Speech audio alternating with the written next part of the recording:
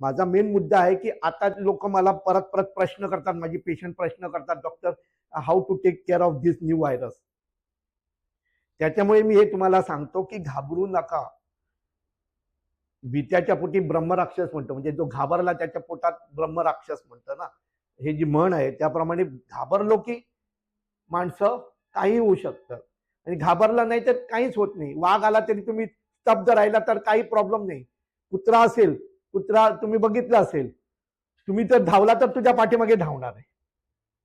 तिथं उभा राहिला तर कुत्रा 4 पावलं पाठीमागे जाणार आहे आणि परत भुकणार आहे. मनाची एवढी तयारी करा, कारण मेन मुद्द्यावर येतो मी. आमचा ब्रेन जे करतो ना ती बॉडी करते, हे लक्षात ठेवा. ब्रेन जे सांगतो ना ती बॉडी करते. दिस इज अवर कॉम्प्युटर. एक इंडस्ट्रीमध्ये एक कॉम्प्युटर असतो, त्याला लिंक सर्व मशिनरीज असतात. कॉम्प्युटर जी ऑर्डर देतो त्याप्रमाणे सर्व मशिनरी चालते, प्रिंटिंग होतं, सर्व काय होतं त्या कॉम्प्युटरवर होतं. बरोबर. कॉम्प्युटरमध्ये जर कमांड वेगळाच गेला तर वेगळंच प्रिंट होणार. व्हॉट इज दिस म्हणून करण्याचं की दिस इज दिस असं म्हणून सुद्धा टाईप झालं इथं चुकून तर तेच प्रिंट होणार तिथं. ब्रेन मध्ये जो विचार येतो, थॉट येतो, त्याचा परिणाम बॉडीला भोगावा लागतो. एकच ऐकून घ्या माझं आणि लोकांना सांगा, थॉट क्रिएट डेस्टिनी.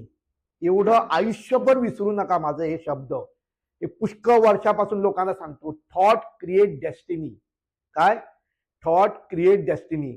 जे थॉट क्रिएट करतो तेच होतं. पुष्कळ वर्षापूर्वी कोणी थॉट केला की इथून मी तिथं बोलू शकतो, असं काहीतरी होऊ शकतं. मोबाईल आले, फोन आला. मोबाईल वरून कधी कोणी विचार केला होता इथून पत्र कधी पाठवायला 8-8 15-15 दिवस लागतात. इथं आम्ही आता व्हिडिओ सुद्धा पाठवतो जगाच्या कुठल्याही पॉइंटवर. हा थॉट कोणतरी करतोय म्हणून त्या थॉटचं मॅनिफेस्टेशन होऊन वस्तू तयार होतात, हे मान्य. मग या थॉटला जे तुम्ही अडवलं, वाईट थॉट येतो त्याला अडवलं तर आतमध्ये पूर्ण चांगलं होईल, याच्यात 101% माझी गॅरंटी आहे. तुम्ही इथे येतात, मी तुम्हाला ट्रीटमेंट करावं लागतं, कारण तुम्हाला जे डोक्यात घातलेलं आहे त्याचा परिणाम जो मानसिक होतो त्याचं मॅनिफेस्टेशन म्हणून बॉडीला हेल्थ प्रॉब्लेम वेगवेगळे येतात. एक्झाम्पल, तुम्हाला रिपोर्ट कॅन्सरचा, तुला कॅन्सर झालाय म्हणून रिपोर्ट मी डुप्लिकेटच बनवून तुला दिला, तर तो माणूस त्याच दिवसापासून कॅन्सरने मरायला लागणार आहे.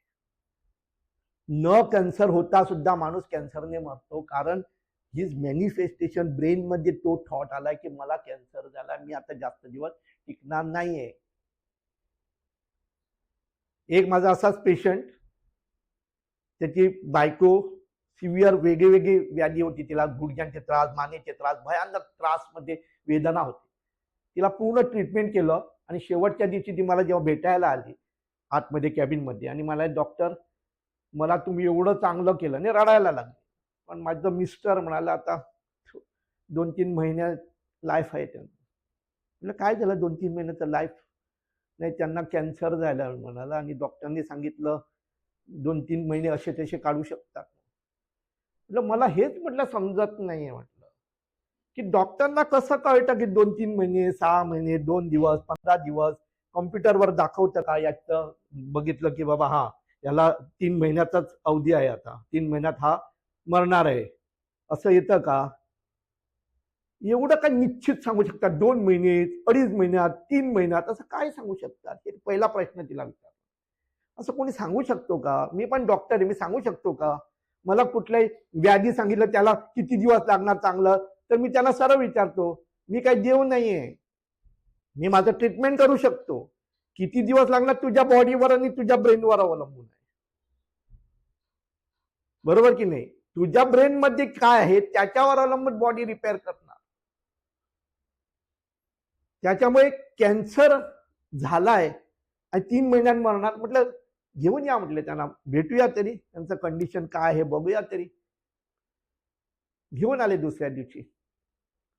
बसले, ती रडायला लागली, त्यांना सांगू लागली, त्याची स्टोरी सांगू लागली. मी त्यांना प्रश्न केला, मिस्टरना त्यांचा,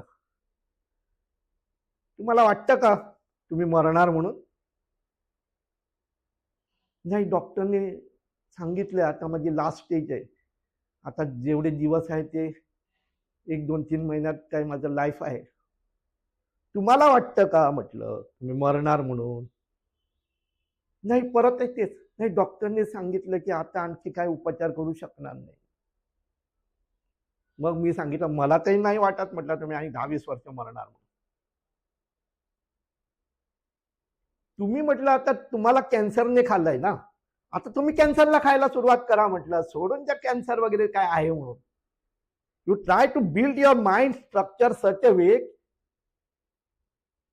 की तुम्ही कॅन्सरला खा म्हटलं, कॅन्सरला तुला खायला देऊच नको. बी हॅपी म्हणून. काय नाही, तुला रिपोर्टच माहित नाही, तुला काहीच जगातलं माहितच नाही, कॅन्सर म्हणजे काय नाही, तुला झालं हे सुद्धा माहित नाही. अशा तऱ्हेनं जीवन जगायचं. 3 महिने 4 महिने जे आहे ते आनंदात काढायचं. म्हणजे बीचवर जा म्हटलं, फिर वगैरे, चांगले दिवस काढ. 20 वर्ष जगला.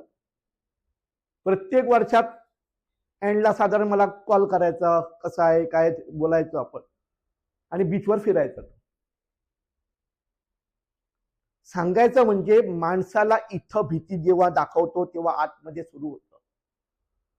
रुमॅटिझम म्हटलं, रुमॅटॉइड अर्थरायटिस, रिपोर्ट बघितल्यानंतर तुला रुमॅटॉइड अर्थरायटिस झालाय, ह्याला उपाय नाही, पण ह्या गोळ्या ह्या आता आयुष्यभर घ्यावा लागणार आहे आणि दिवस काढावे लागणार, नंतर तुमचं हे असं होणार आहे, ते तसं होणार, पाय वाकडे होणार, हात वाकडे होणार, तुम्ही बेडवर घट्ट होऊन पडणार, अशी परिस्थिती होती. तेव्हा ह्या गोळ्या आणि औषधी चालूच ठेवा, जेवढं सहन करायचं तेवढं करून गोळ्यांनी रिलीफ घेत राहा.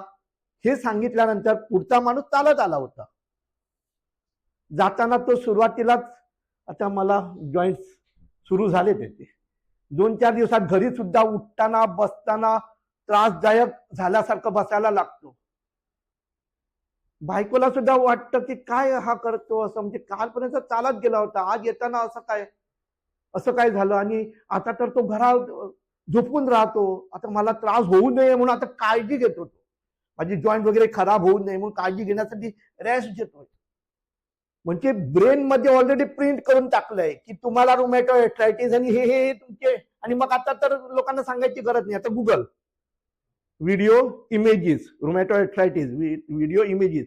अरे रे रे रे रे, ही परिस्थिती माझी फ्युचरची आहे. तिथूनच संपला तो पुढचे 10 दिवस सुद्धा चांगला जगायचा विचार नाही त्याचा.